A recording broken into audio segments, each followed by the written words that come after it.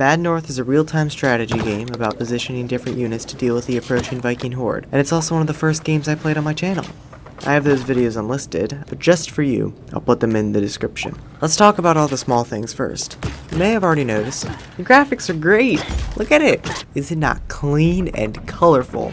And it fits the style of the game perfectly. It's extremely charming. Frankly, I wouldn't mind having some of these islands on a frame. The game is a roguelike with some checkpoints for whatever reason, so if you're worried about length and replayability, I wouldn't worry. Every run is different. Also, you're gonna have to spend a lot of time on the game if you want to beat very hard. I read another review looking for other people's opinions, and they said they were completely enthralled by the game until they died for the first time. I agree with this. This is not a game you can play like Enter the Gungeon where you die and you can just jump right back in. Campaign takes about 4 to 5 hours, so when I first started playing it was like that because I died pretty quickly. But after you get later into the campaign and you end up dying, you end up feeling like, well, that sucks, I'm gonna go play something else. And then 2 weeks later you come back and you play it again and you have a blast. It's a shame that it's like that. I don't know how they could get around to it with the way it's structured. It doesn't really take away from any of the enjoyment, it's just not immediately replayable. Music sure is music. It's not Outer Wilds OST, but it's not the Inside OST, so I can't complain. There are 4 difficulties: easy, medium, hard, and very hard.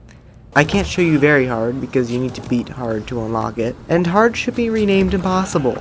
This is so goddamn hard, and I love it. I like it when it's hard. The harder the better. The game is also very fair. Every time you die, it's always your fault. I would like to point out, I'm not only extremely humble, but I'm also good at video games. I beat Alien Isolation, a 15-hour game, in 11 hours, on hard. I beat Gale on the first try. I'm either bad at real-time strategy games, or this game is hard. I've played this game for about 50 hours now, and I still can't beat hard. Gathering footage, I managed to beat it. Haha. The game has many high-risk, high-reward things, and you don't stand a chance without taking some of these. You use your coins to upgrade your troops, give them skills, and upgrade items. How do you get these coins? You save the houses on the islands. The more houses it has, the more challenging it will be. The toughest islands, the flat ones, have heaps of money, but they're also run-enders. If you want lots of items and coins, you're gonna have to split up your troops to only go to certain islands. I spent a good portion of my time planning out my turns to get to the most islands, and in turn maximize my coin output. The map plays a role in the strategy by showing you what units will come onto the island, unless you have yet to see them. This detail alone has screwed me over more times than I know. Another important thing to note is that every time you use a troop, it's exhausted until the next turn. And if you want to go to the next turn with the ready troops, you've got to let the Viking horde move one wave closer, which adds another layer to your planning.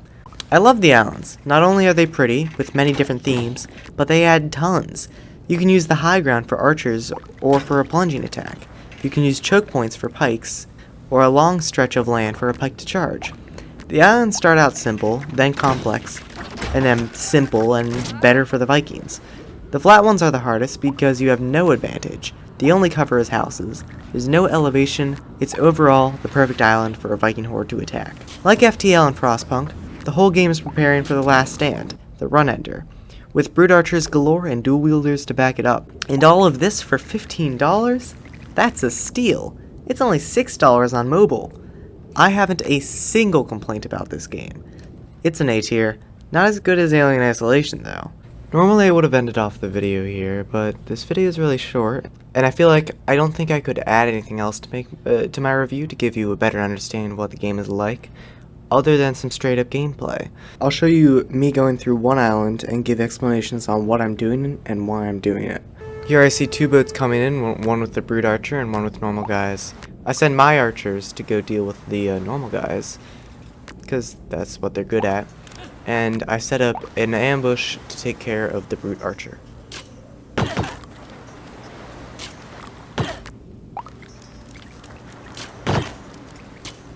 And just in case any Vikings make it on, I have pikes to deal with them. And then I realized I accidentally sent my pikes after the brood archer, which was a mistake, but luckily no one died. I see some housecarls coming up. The way the housecarls work, they send a throwing axe before they land, and then they're like a normal shield guy, except more powerful. So I set up my infantry to defend the pikes. Once they throw the axes, I move my infantry back so the pikes can deal with them.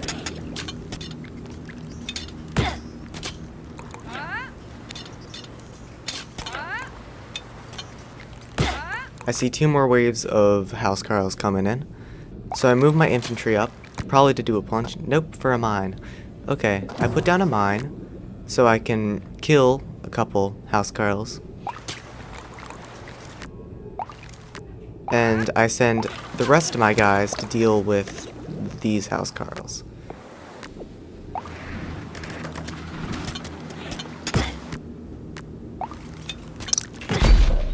The mine takes care of most of the housecarls. I see a brute archer coming in, going to kill my units, so I send everybody except for my infantry back. I am in a terrible situation right now.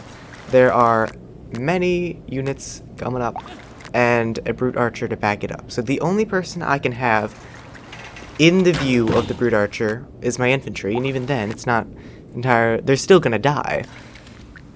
So what I do, I set up a trap for the normal guys, for the archers to shoot at them, and I do a plunging attack onto the housecarls, which was a mistake. I should have done it to the brute archer. I do a pike charge to help deal with it. There you go. I see my guys, my infantry is 3 low, and their perk, that commander's perk, is they regenerate faster. So I send them into a house, and there you go. They're regenerating.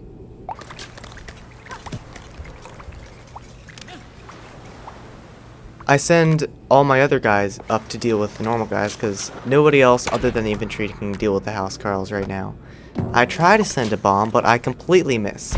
The housecarls are smarter than I expected. They saw I was weak, and they could deal with anybody, so they came up instead of trying to burn the house.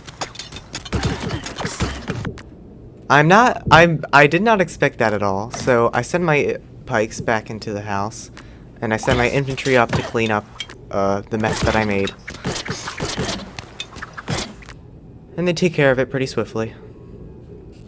Alright, here I'm setting up for another plunging attack. Hopefully, I'm hoping I can get it back in time for when they land. I have the plunging attack, which I do just in time. I kill most of the housecarls. One of them tries to burn house. And there you go.